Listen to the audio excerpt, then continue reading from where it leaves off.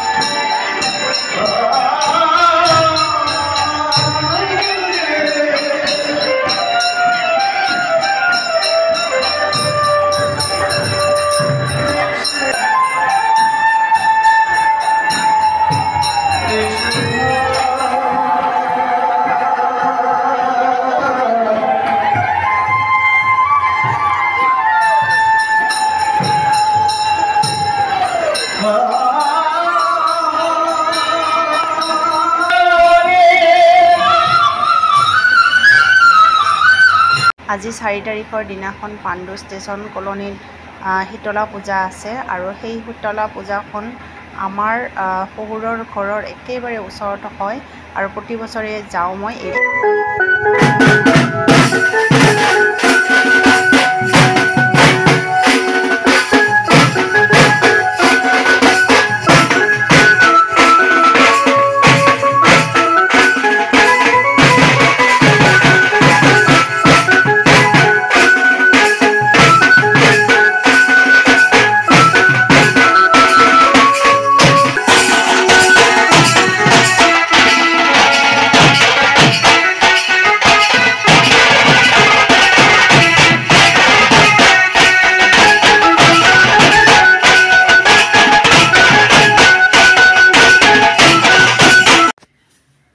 আহিলোঁ মই